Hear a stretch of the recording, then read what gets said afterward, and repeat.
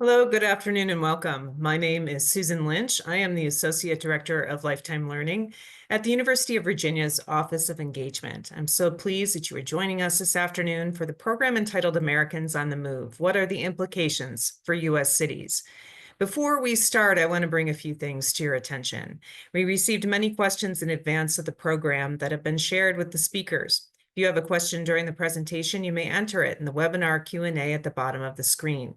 You'll find resources in the webinar chat box below. Please also note this program is being recorded and will be posted in Lifetime Learning's podcast library in about a week or two. We have three panelists with us this afternoon: Hamilton Lombard and Eric Scorsone from the Weldon Cooper Center of Public Service at the University of Virginia, and Suzanne Moomaw from UVA School of Architecture. Hamilton will lead us off with a presentation to provide a context for the demographic movements that we are here to discuss this afternoon. After Hamilton's presentation, I'll come back in to introduce our two other speakers and moderate the discussion that will also include Hamilton. So now I'll quickly introduce Mr. Lombard. Hamilton is the Estimates Program Manager for the Demographics Research Group at the Weldon Cooper Center for Public Service. His expertise is in demographic change, particularly the different components of population growth and decline, population estimates, school enrollment projections, and the effect of government policy on population patterns. So thank you again for joining us. And Hamilton, I invite you to start your presentation. Thank you, Susan. Good afternoon. One of my reactions to a lot of the different demographic trends that we saw in the early 2020s was, I think, the same a lot of people had to all the tumult you had during the pandemic, a lot of the changes. The view I had was that it was temporary, and some of the migration we saw going out of cities, the influx we saw of people moving into many rural counties around the country was temporary. And as we got further from the pandemic, my assumption had been that we would see a correction and really go back to the trends in migration we'd seen during the 2010s and previous decades. It wasn't until around this time last year, early this year, when we were working on the annual population estimates we produced for each of Virginia's counties and cities, that I started to change my opinion.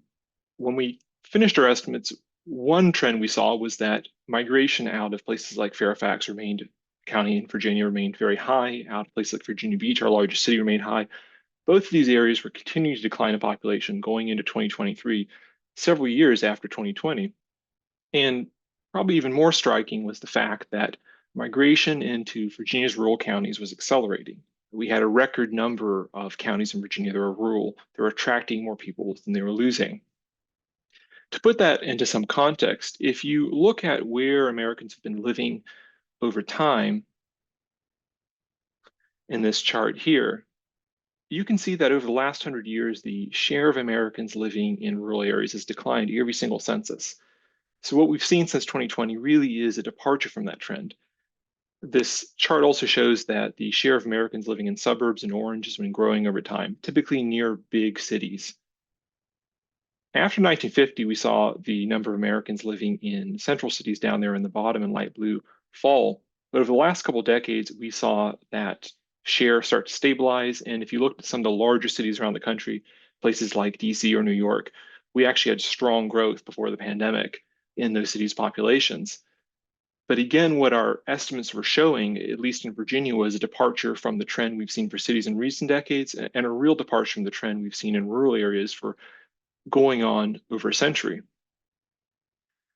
A couple months after we produced our population estimates, the Census Bureau's population estimates for every county in the country, over 3,000 of them, came out, and they showed a fairly similar trend to what we've seen here in Virginia. This chart is domestic migration for the largest counties in the country with over 1 million residents, so places like Manhattan, LA, or Fairfax County here in Virginia. Migration out of these counties plunged during the pandemic. It hit record lows. And we did see a small bounce back going to 2022, but then last year we saw migration out of these counties again pick up speed, even though they're already considerably lower than anything we've seen in any previous decade. At the same time, if you look at the same data from the Census Bureau and look at rural counties, areas outside of metro areas, in this chart, you see the reverse trend. Migration had been gaining speed before the pandemic into these areas, and then it hit record levels in 2020, 2021. We saw a little bit of a return to normal in 2022, and then again, we saw migration into these areas, these rural counties, picking up speed in 2023.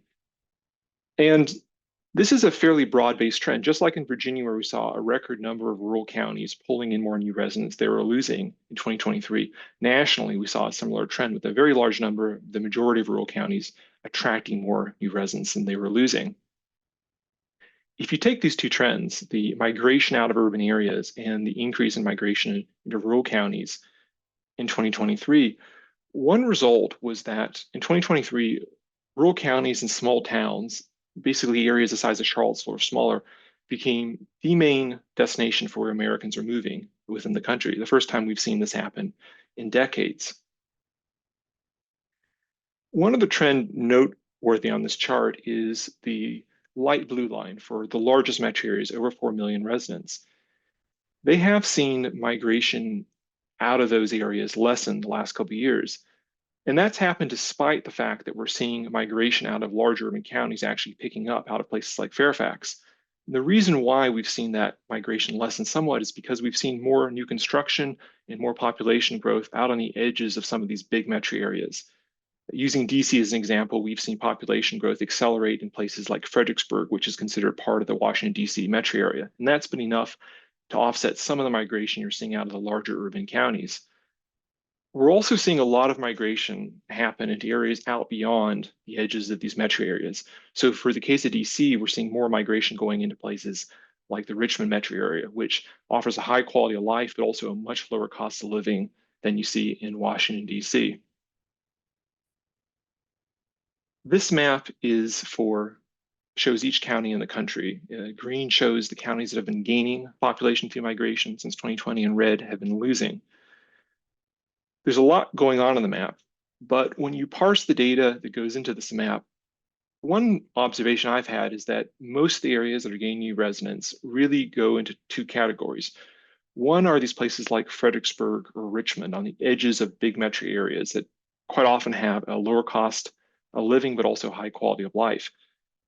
The other category are many of these more rural counties you see scattered across the country. They often have natural amenities like water bodies, mountains, popular places in the past people might have gone on vacation to, and now they're pulling in more residents. We've had a tremendous amount of migration into a number of corners of the country, places like the Southern Blue Ridge, the coast of Carolina. One area that's been really notable and I think has got a lot of attention has been Idaho and Western Montana, which has really seen a surge of migration coming in since the pandemic. They already had strong migration before that. In the past, a lot of the migration into these rural counties tended to be driven by retirees or adults more established in their careers. They rarely were attracting young adults. And that's been one of the other really notable trends coming out of the pandemic is how much this growth in these rural counties has been driven by younger adults, not by retirees. In recent decades, if you looked at where young adults are moving to and put it on a map, it would have looked something like this map here, where most of the country's in red and most of the country was losing young adults to really the largest cities around the country where you had growth in higher paying jobs in white collar industries like finance, tech, professional services like consulting. It was rare to find rural counties that were pulling in young adults unless there was some sort of oil boom going on or something like that. But when you look at the migration data since 2020, most of the increase in migration going into these small towns and rural counties has been driven by the younger half of the workforce, 25 to 44-year-olds.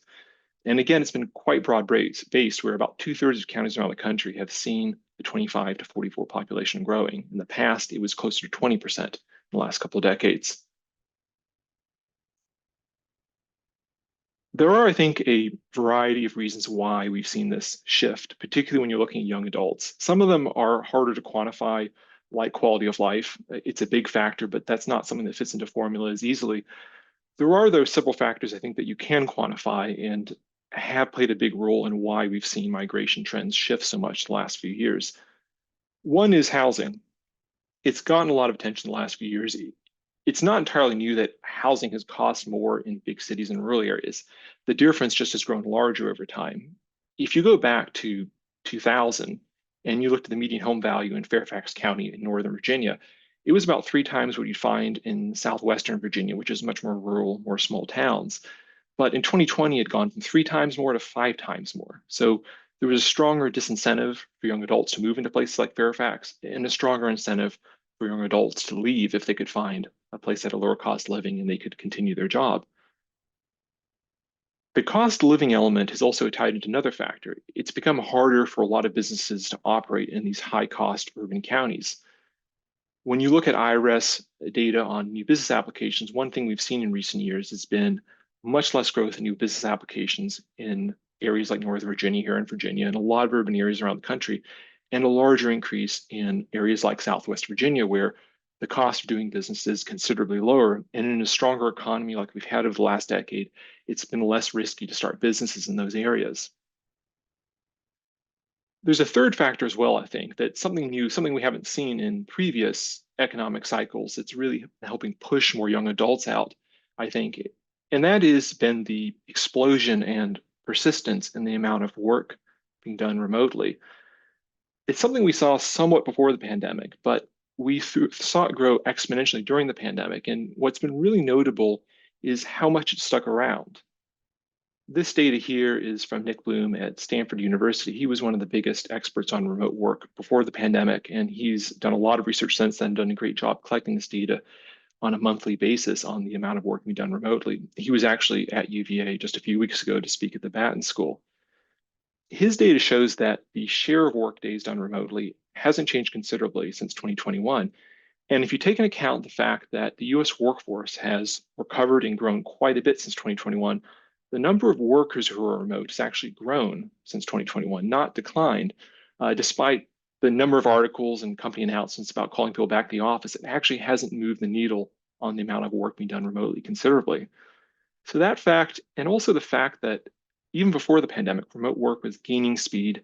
In Virginia, we saw about 50% growth in the number of fully remote workers during the 2010s. So one of the reasons why it's likely to stick around. A lot of demographers were looking at remote work in the late 2010s. We had a report we put out in January of 2020 looking at some of the implications remote work might have for Virginia, simply based on what we were seeing before the pandemic. One trend besides the strong growth that really stood out with remote work back before the pandemic was that when you looked at where remote workers were living, they tended to be in the same places we're seeing the strong growth now. They tend to be on the edges of metro areas where there's a lower cost of living. They can still get back into the office when they needed to, or they were in more remote rural counties that had a high quality of life, a lot of natural amenities. Here in Virginia, we have Nelson County, which has Wintergreen Resort and Blue Ridge Parkway. They already had 1 in 8 workers fully remote before the pandemic. In our thinking on the potential impact of remote work before the pandemic was that if you have remote workers coming to these small communities with a higher salary, you'd have a multiplier effect. They would need dentists and they would need plumbers. And that could transform some of these communities they're moving into, but it's also would be likely to transform some of these big job centers if you had enough moving out. I think that's a large part of what we actually have seen since the pandemic and we're continuing to see. One way of, I think, interpreting the impact remote work is having on migration trends is to think of it as something a little bit like what we saw after World War II with suburbanization. The construction of highways, the change in work days gave people a good deal more geographic flexibility in where they lived than they had in the past. And this transformed the communities they were moving into. It also transformed the cities they were leaving. I think remote work is going to have a somewhat similar process. It's something that I think we're going to see continued impact communities over the next couple of decades. And it's a change, I think, that's going to require a significant amount of adaptation on communities' part to get used to it. Thank you. Great. Thank you so much, Hamilton, for sort of setting the stage for us with that presentation. So I'd like to invite our other panelists, Eric and Suzanne, into the conversation. And then I will introduce both of them. So Eric Scorsone is the executive director of the Weldon Cooper Center of Public Service here at UVA. He has over 25 years of experience in public service and academic settings in state and local government with expertise in public finance, administration, and regional economies. His most recent position before joining UVA was at Michigan State University as an associate professor and founding director of the MSU Extension Center for Local Government Finance and Policy. While at MSU, he went on leave for state level appointments as a deputy state treasurer and at the Michigan Department of Treasury as a senior economist at the Michigan Senate Fiscal Agency. Suzanne Moomaw is an associate professor and chair of the Urban and Environmental Planning Department and interim director of the Real Estate Design and Development Certificate Program at UVA's School of Architecture. She has spent the last 3 decades observing communities through social, design, and political lenses at local, regional, national, and international scales. Her primary courses that she teaches here at UVA are called Housing and Community Development, Economic Development, Advanced Housing Seminar, Economy and the Environment, and the Neighborhood Planning Studio. So thanks so much to all of our panelists for being with us this afternoon. So I'm going to kick us off with sort of our first topic. Hamilton gave us a nice background on some of the recent trends and demographic shifts. And so we really want to set the stage. And I'm wondering, is this demographic shift similar or different from other movements that we've seen in the past? And Suzanne, I wonder if you could start us off here. Sure, Susan. Thank you so much. Yes and no. So most of us are very familiar with the Great Migrations, plural, that happened from the Deep South to the urban centers in the 20s, 30s, and even 40s. And then in the 40s, after World War II, the exodus from major centers out into the suburbs. And Hamilton mentioned the highway system, but there were some other issues there that are not at play here, I think. One is that, for example, Flint, Michigan, Eric's very familiar with, they didn't build one GM plant in the city of Flint after 1945. So plants were moving out. That was one issue. The 1954 Brown versus the Board of Education in Topeka court decision, which integrated schools, made some difference, made perhaps in some places a lot of difference. And then this desire to have more property, your own home, your own yard, et cetera, et cetera. But there's another kind of trend that kind of snuck in the 70s up until we began to notice it in the 90s. And that was that communities, smaller communities, as well as small cities, began to realize that some of the places and things they had depended on, particularly work, I'm thinking of Chattanooga right now, were causing them more problems than they were solving. In Chattanooga's case, it was pollution. And so in the 70s, there was a real push toward environmental cleanup and quality of life investments. And so we saw that certainly into the 90s. So I'll talk a little bit more about that later, but I think this trend is part of something different, but also a longitudinal trend as well. Great. So I wonder, Eric or Hamilton, do you have something that you'd like to share with that? One small thing I would add, Suzanne had mentioned, is interesting with the school connection is that you have seen the last couple of decades, but since the pandemic, this explosion in homeschooling. And I wouldn't at all want to draw any connections with Brown versus Board of Education, but I think you have seen an increasing amount of people essentially saying, I'm done with public schools. And at that point, they do have a bit more geographic flexibility if that's their approach, particularly with homeschool. And you have seen homeschooling growing the most in some of these very remote counties. Broadband being available makes that whole process a good deal easier to get online tutoring and all that than you had in the past as well. That may be encouraging some of this migration. Great. Eric, anything that you'd like to share?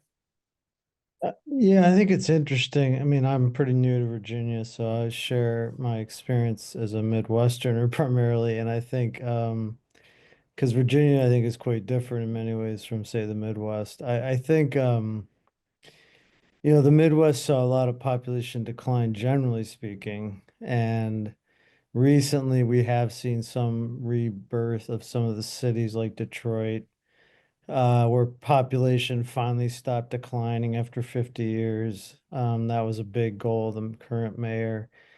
And even some reinvestment in some, not just Detroit, but some of the other cities throughout the Midwest. And I think it's an interesting trend to see if that will continue over time. There's also a big theory in the Midwest that I know we're going to talk about this, that, these are going to be climate havens because they're not subject to some of the things that the coasts are, for example. So we'll see if that's true as well. But yeah, there's some interesting changes, I think, in what we saw post World War II. The traditional demographic stories are changing to some extent. So it'll be interesting to see if that continues. Thank you. Hamilton, I know we've had some discussion about this. So as far as like a breakdown in terms of race and ethnicity, and I think you've mentioned that's kind of sometimes a little difficult to get a handle on. Yeah, it has grown more over time. People increasingly change how they identify depending which form they get. And you can see where people responded when they were one place, and you're not sure it's the same person when they get to another based on their racial response.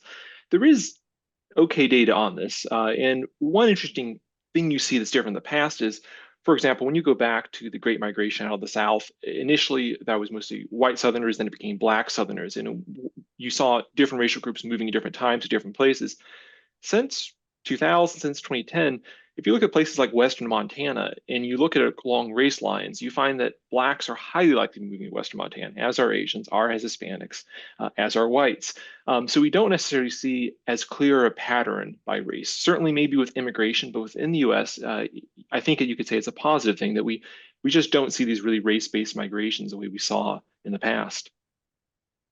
Yeah, so before we get off of this topic, we've shared in the chat a webinar that I did back in 2023 about the Great Migration, which was the migration movement of over estimated 6 million African Americans who moved from the South into cities in the North and Midwest in the early 20th century. So that was with Kevin Gaines from the history department here at UVA. So if you're interested in that in particular, you might want to look in that, look for that in the chat box. So thank you for that. Hamilton gave us some good information about remote work, but there were many questions about remote work from the registrants. And as Hamilton mentioned, there is a persistence of remote work for many. So several registrants have asked about the mandates that some companies and government agencies have sought to put into place and how that is going in terms of workers going back into the office. And I think, Hamilton, you spoke about this a little bit, but I wonder, because it's such an important driver to this, I wondered if we could open that up. And Suzanne, maybe we could start with you.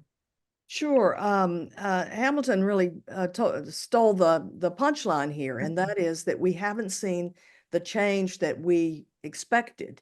In fact, major corporations are building, still in opening offices in very large cities.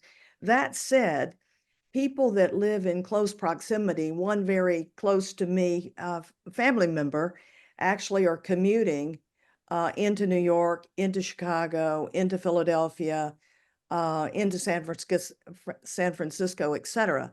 So I think I think that corporations have sort of settled into that. I wouldn't expect. I know we're hearing the headlines of this, but I wouldn't expect a major shift. Certainly, we're not seeing it in the Charlottesville area, but across Virginia. So my guess is, and let me just conclude with this, one of the beneficiaries of remote work have been these small to mid-sized cities. And I'll insert this very quickly because they have a high quality of life and they offer the same amenities or similar amenities to big cities. So I think we're seeing two things: people who can commute in and check in a few days a week at the home office, and then people who have decided to give that up and move to rural areas or these smaller American cities. Great. Eric, is there anything that you'd like to add to that? Yeah, I think we've seen a permanent change in how people are going to do work. I will say, I think we should recognize that there's also still a level of inequity around that because some people don't get that option.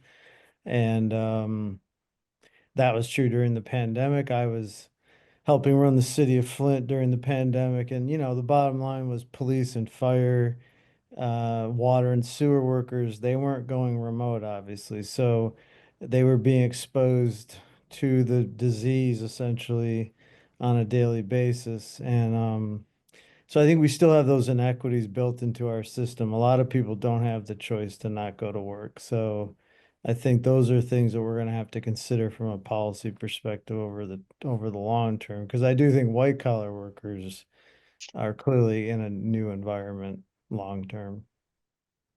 Yes, and they seem to be making an impact with simply not wanting to go back in. And I guess they're learning their power in their organizations. Hamilton, anything else? I mean, I know you set the stage for us with this. Yeah, but just two brief comments. I think, your point about the power element. I think one, I don't want to be too cynical about, but I think corporations do really like the sort of gray area with remote work because it's something that if you need to cut employees, you can have a back to the office announcement and you maybe don't have to pay any furlough because you'll get enough people saying, well, I don't want to go back in the office, I quit. So I think that's an incredible tool that they have. And I think you're going to see that sort of gray area remain as long as they can have that. This other point, Eric had one positive I do think you do see from remote workers for people who do have to go into work is that if you have a lot of remote workers going into an area that traditionally, if you were, say, a plumber, you didn't make as much money, if you have more people coming in with more money, you probably are going to see you're getting more for your out of your work as well. Salaries are going to be going up, the community you're going into. So I do think there's potential benefit for a lot of people who aren't doing remote work simply from having remote workers come into some of these smaller markets. I don't know if we've seen strong signs of that in the data, but there are maybe some upsides for them. Great. Thank you so much. And again, before we get off of this topic, I'll have my colleagues share. I just did a podcast recently on remote workers and digital nomads with Melody Pringler from the Darden School of Business. And so they'll share that with you if you're interested in going into a deeper dive on remote work and what is a digital nomad, for example. So thank you so much for that. So one of the issues that many of our folks asked about in the questions, and it's been certainly an issue of concern for me in recent years, is the high cost of housing. And again, we've spoken about that a little bit, but it's certainly an issue here in the Charlottesville area. And I wonder how much the high cost of housing has driven this migration. And Suzanne, given your work in environmental planning and housing development, I wonder if you could start us off with this. Sure, Susan. Absolutely, it's been a factor because to Eric's point earlier of the inequity around housing, it doesn't need to be expanded here. And it has to do, as I just told my students yesterday, has to do with not only where you live, but what you make. And so there are many layers there. That said, we began to see the beginnings of this. I ran for 15 years a major research initiative for the Pew Charitable Trust on smaller American cities.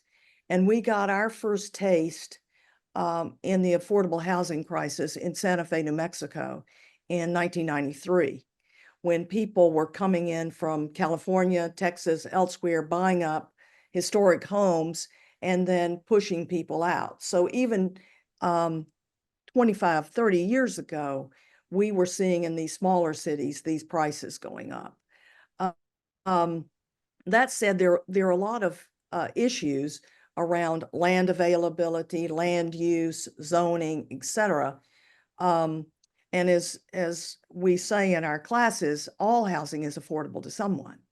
So the question is, how do you, as a city, think about the diversity of people you attract and the importance of having people who are public servants live in the city limits where they work.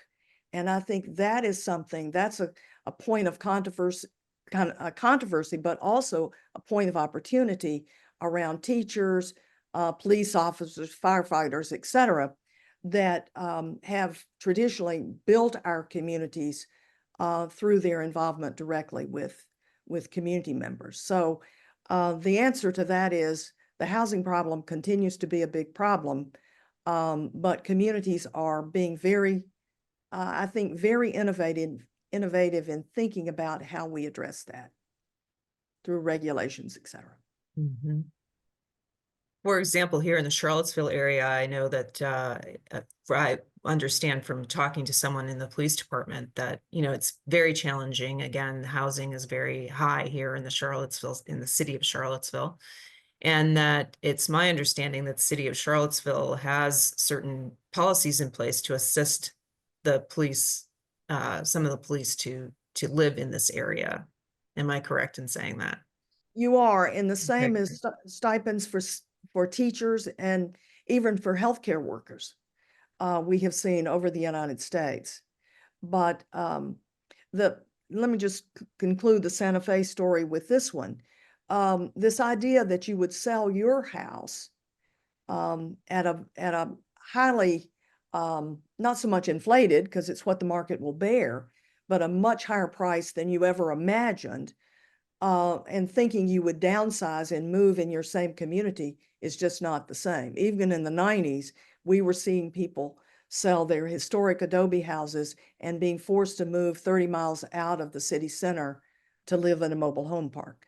So being able to understand that dynamic is important for the home seller as well. Thank you. Eric, I wonder from your experience, the high cost of housing and how does that resonate for you? Yeah, I mean, of course, and that's always a relative question because it depends on where you're coming from and where you're going. But Sure. you know, it absolutely is a factor. There was some research recently showing that, essentially the fact that people have these low fixed rate mortgages, led between 22 and 24, 2022 and 2024, something like 2 million fewer home sales occurred than would have otherwise, because of the so-called lock-in effect. So that is a real thing. It's national. I think before there were high home prices, like in certain areas of the country. I mean, when I lived in Denver, there was a joke that, somebody in California would sell a house and buy two in Denver. And that's probably not true anymore. Like home prices are pretty high in most places. Again, it does depend on where you're going and coming, but I do think it is having a real impact on the economy nationally. I think people should also factor in the construction industry was severely damaged during the Great Recession, and we did not build a lot of houses for a number of years, even though, national population's still going up. So basically, we have just fewer homes than we probably need in some sense that will take time to build out. So I think for a lot of reasons, a lot of unique factors came together in the last few years to drive this housing issue. And it's worse in some places than others, but I would say it's kind of bad everywhere, which again, I think is kind of unique compared to where we were in the past. So we'll see if the, new policies come forward, but I don't expect interest rates to go down much. I mean, the reality is, even if the Fed cuts interest rates, long-term rates are still going up actually because of the large US deficit. So I think we're not going to see really low mortgage rates anytime soon. Great, thank you. Hamilton. Well, I think, kind of tying both what Eric and Suzanne said. So on one hand, you had this collapse in home construction during the Great Recession, and really in some areas like New York, the New York metro area, it never really recovered back to what it had been before or even came close. And that's true in the DC MSA and in some other areas. So you had this lower level, but you had this other demographic trend taking place that affected housing, and that is the fact that we had a population that was aging. We had rapid growth in the population over 65. Some people downsize. Most people, when they go over 65, don't downsize until pretty much they're forced to. And so you have a lot more older people living in these single family homes out in the suburbs. At the same time, you're not building new housing for younger families coming in. And that's been a problem that's building up over time. And those families are usually the ones that are looking for something entry level, maybe something people are aging out of. But with an aging population, that's not happening as much. I don't think we're going to have any sort of, I think we'll use the term silver tsunami, where you're going to have a bunch of housing getting dumped in the market. The population over 65 is going to keep going up. So there going to have to be some sort of solution for younger adults or people coming in to the housing market. We have a question that has come in from one of our participants. It's really about the housing and why aren't there starter homes available anymore? Do we have how can we answer that question? Well, I'll jump in and say they are there. The concept in the field is middle housing, and that is for people who are, it's obvious, middle income people. But even the starter houses in these very high priced cities and small towns are beyond what people, even with two incomes, can afford. So I think the issue has to do with obviously mortgage rates, but I also think we have to begin to think about, just as a nation, how important owning a home is to building long-term wealth. And as a public policy issue, how can we help people do that? Part of it is supply and demand, of course, but we have seen demand is quite high. Just this semester, our students helped to design a new affordable housing track. And as we looked at exemplars from throughout the world, one of the issues is that Americans want a single family home on its own plot. And so as you look at the most innovative affordable housing around the world, we have to, most of those are multi-family, have to begin to think about how we shift the perspective for ourselves and our communities to think about housing in a very different way, but housing as ownership, even rent to own. So lots of innovative opportunities here that we're seeing. Great, thank you. Very good point. Thank you. So lots of other questions came in around the impact on state and local governments. You know, again, we're talking about movements from large cities to small cities. What does that mean for the large city? What does that mean for the small city? So as we're looking, and again, the questions were around things like, again, state and local governments. What does this mean for healthcare? What does this mean for transportation? What does this mean for schools? So Eric, I wonder if you could start us out in this discussion, you know, given your experience working in state government in Michigan. What do you think about how these demographic movements will impact state and local government on those kinds of issues, healthcare, transportation, education? Yeah, I mean, population decline is obviously not good for a city. It's cities are built to have people, and so when people leave, they take the wealth and they leave behind a lot of costs. So it depends on the scale of the depopulation, but if it gets quite large, it can be a very difficult burden. And many Midwestern cities face that.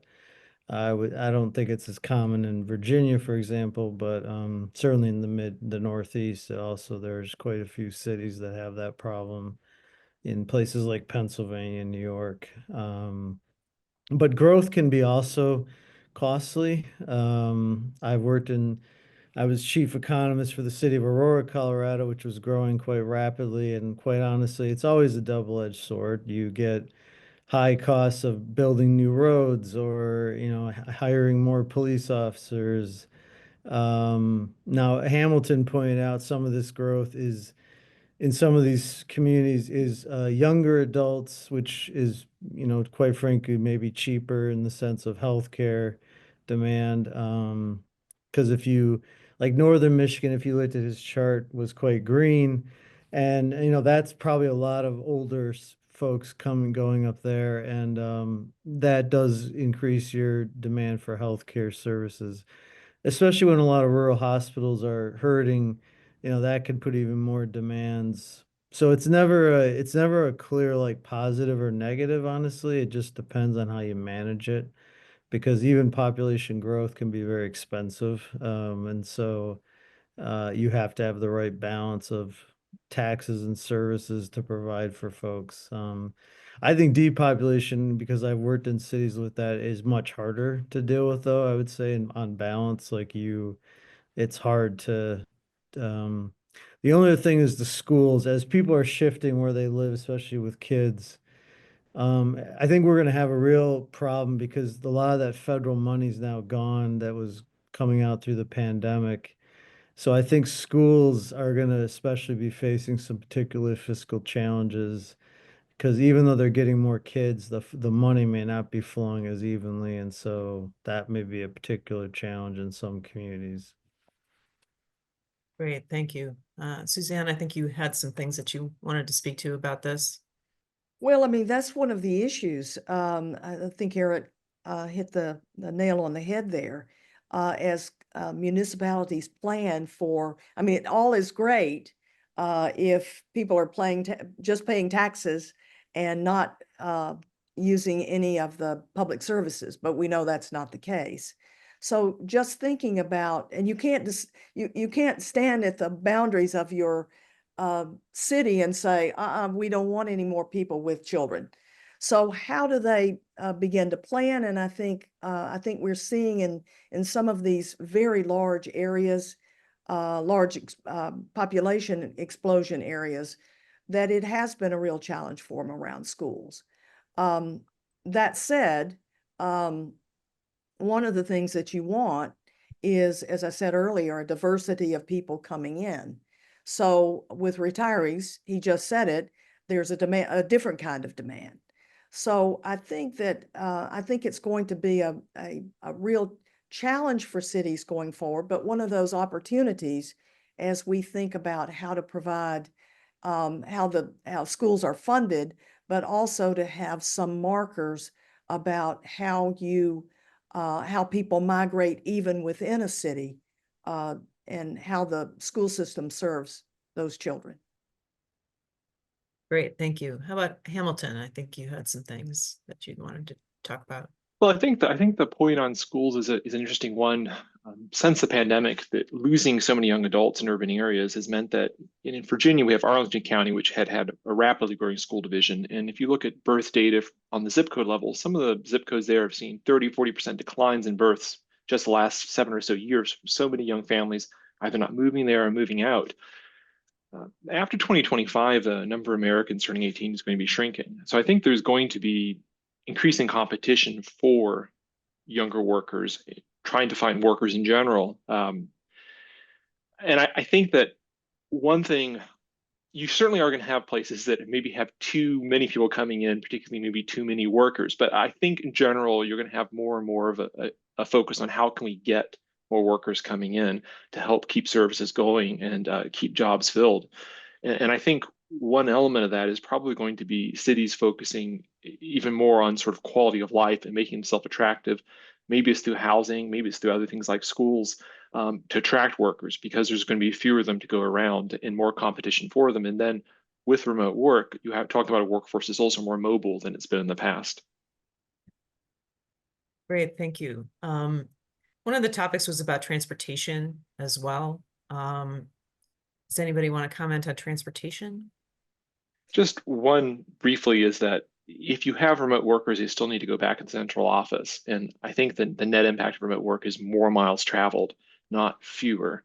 And it's going to increase demand for, I think, medium long range transport, maybe more than people would have thought in 2020. Susan, can I go back to this Please. idea of quality of life? Yes. 10 years ago or so, we did a multi-regression analysis of 353 cities across the United States. And we were testing whether the economy drove quality of life or quality of life drove the economy. And what we found is they are both dependent and independent variables. So it's not as if, to Hamilton's point, that you just bring workers in and then decide you're going to develop your trail system. They're integrated. And I've heard from many people over the years that couldn't be true. It is absolutely, without a question, true.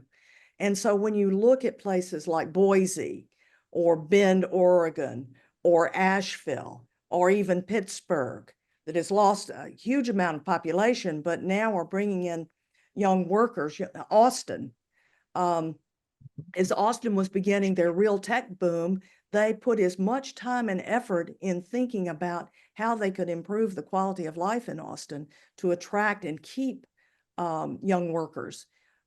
So I really think this quality of life, and I think small cities and small to mid-sized cities have probably realized that before our large metro areas. Great, thank you. My colleagues have shared, I did a podcast recently with Andrew Monshine, which is a colleague of Suzanne Moomaw. She's Associate Professor of Urban and Environmental Planning at the School of Architecture, is exploring and redefining the U.S. transportation choices. And one of the comments that he made is that the state of transportation in the U.S. is not very satisfying. So if you're interested in going into a little bit more of a deep dive on transportation, that's something to think about. So our next topic is about climate change. A lot of people were asking about this, and how is this impacting demographic movements? On the East Coast, we've seen some devastation this season, the hurricane season, with impacting communities from Florida to North Carolina. I'm thinking particularly about Asheville. In the West Coast, there's several questions about drought and concerns about water usage, and obviously about fires in those communities. So we'll share in the chat, Suzanne, there was an article in UVA Today that you spoke about this, but so I wonder if you could talk about just what climate change means for this. Well, it was interesting because in preparation for today, I looked at where people were moving, because one of the questions in the chat was, where are seniors moving, retirees moving? And they're still moving to Florida. So I don't know there are climate change issues. My guess is they will still move to the Blue Ridge Mountains of North Carolina and Virginia. So I think, interestingly enough, what might be the deciding factor, and I would appreciate others joining in here, is the price of insurance. And whether or not moving into these coastal areas, but of course, North Carolina is not, or that part of North Carolina, Western North Carolina, is not a coastal area. But whether or not that is a deterrent for people migrating into some of these riskier areas, you could pull California wildfires into that as well.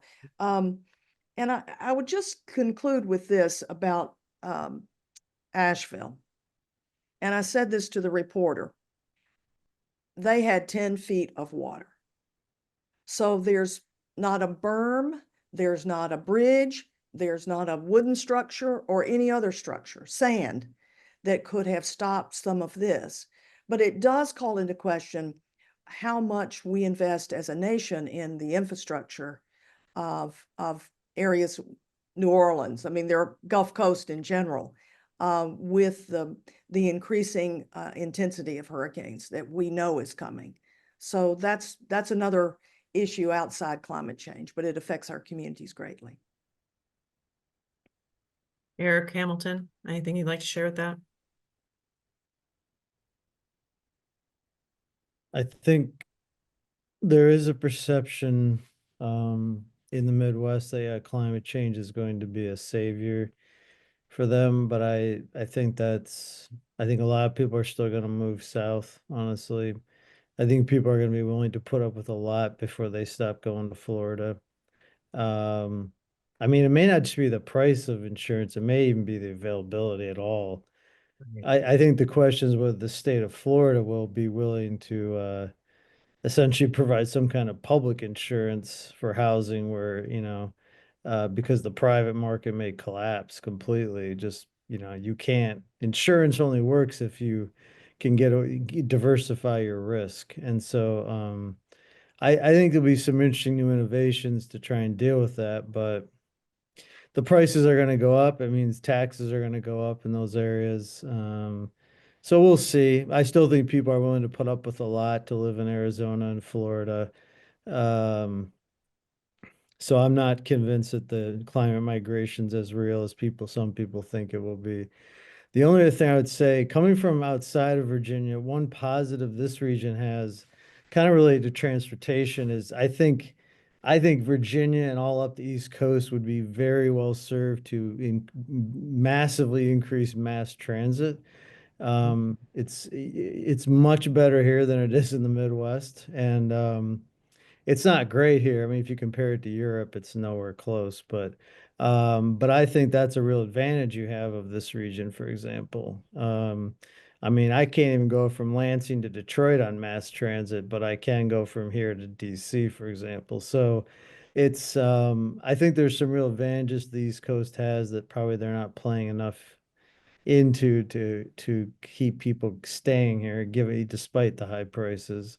But yeah, I think in terms of climate change, that's going to affect every area to some extent. So I don't think any area will escape climate change. Great. Hamilton, anything you'd like to share with that? I agree with both observations. I had to spend the better part of last year out in Iowa, and I don't know. I think I would take a hurricane over most tornadoes personally. I think people are going to continue moving to Florida and to Arizona. They may be getting hotter, they may be getting a little bit more deadly, but when you look at the migration trends, they've remained strong. And the point about infrastructure investment, I think California put it off for a long time, but about a decade ago, they bit the bullet and spent a lot of money on desalination plants to try to deal with the water supply. And so I think that's increasingly less of an issue. Most countries in the Middle East made that investment a long time ago. You're probably going to just see state governments, local governments having to spend more money on infrastructure than they did in the past to adapt.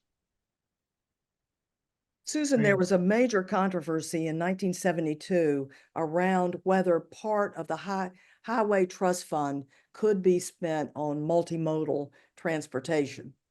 And it was a huge brouhaha. And to think that had we been a little more serious about that at that time, but I will say that one of the things that came out of that controversy was Amtrak. To Eric's point, President Nixon signed that into law. Everything else sort of fell by the wayside on transportation diversity, but we got Amtrak out of that. So thinking about how we think about the future in a different way. Yeah, and anybody who's been on Amtrak recently, they certainly need some more investments in Amtrak. So Absolutely. But I believe to your point, Suzanne, as well, that I think ridership right in at least Virginia and maybe nationally, the Amtrak has been rising, partially maybe because more people have to are traveling longer distances, occasionally go into the office. great, thank you. So there have been several questions about our recent election and the political situation, and how do we think about internal mobility that may be affected by the results of the election. We're not political scientists here, but I wondered if anybody had anything that they would like to share about that topic. One maybe somewhat simple point I would make, there's a term they use in technology, Amara's law, that people overestimate the short-term impact, underestimate the long-term impact.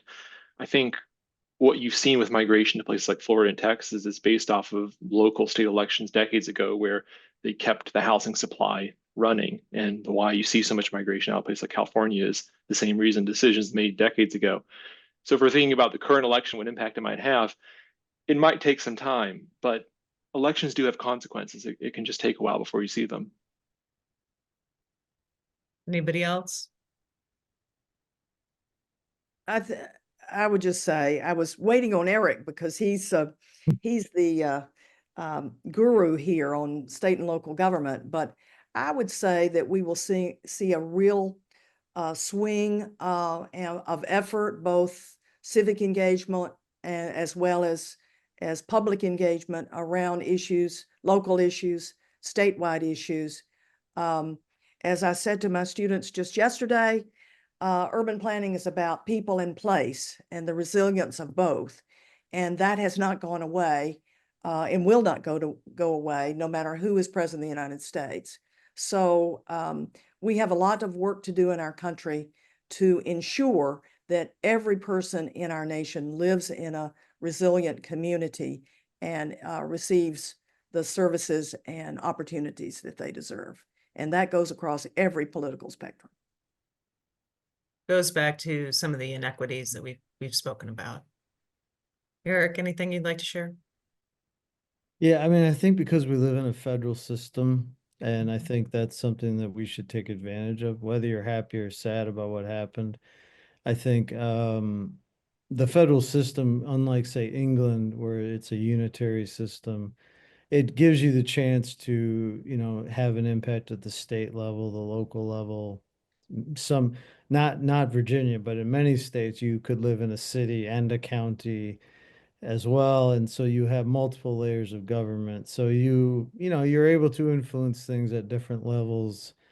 Um, and that's one advantage of the US system. So I think people should be looking at not just participating in the national democracy, but democracy at every level.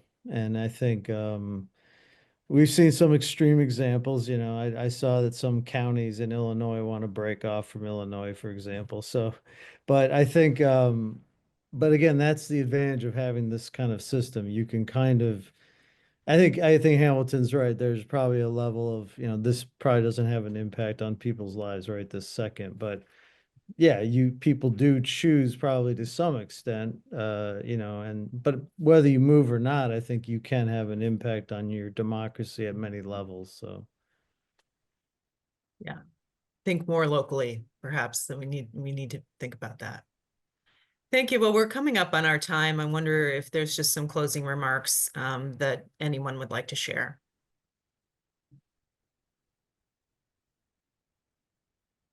Suzanne or Eric?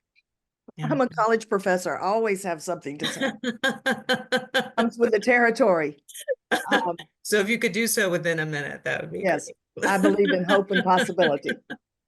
I believe in hope and possibility, and I think that we have enough information that we as a nation know the things that are needed to be done, and we will continue on that track. So that's what I tell my students, and that's what I would tell all of you. Great.